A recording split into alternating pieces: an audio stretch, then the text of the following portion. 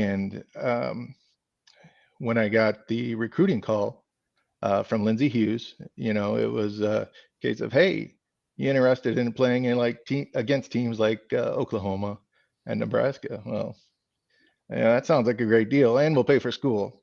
And baseball at the time, and it's probably still that way, is not you can't get a full scholarship for the most part unless you're God's gift, which I was not. So was Iowa State the only school, or what other schools were recruiting you? So Iowa State was the only D1 school that actually recruited me. There was the small schools around, and there was actually College of St. Francis, which at the time was a big powerhouse in the NAIA world at the time. So that was a possibility for me as well. And the thought would be to play football and baseball there. But when Iowa State approached, like I said, it was a offer I couldn't refuse. Then I did end up having on my recruiting chip I did have breakfast with the baseball coach with the thought of potentially playing baseball here as well. But when I got here, realizing how much work that football is, it just wasn't a thing that I even wanted to attempt with the number of hours.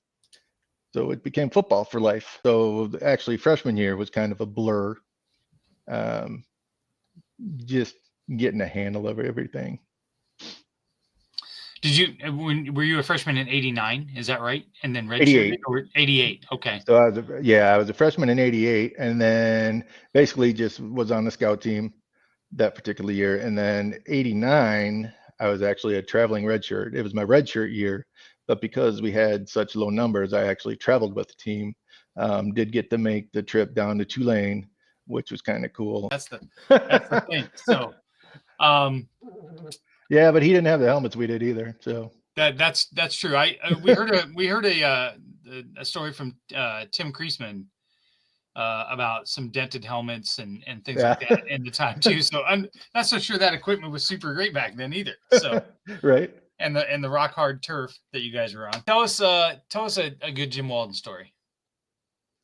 Oh boy, that dude would just he always had his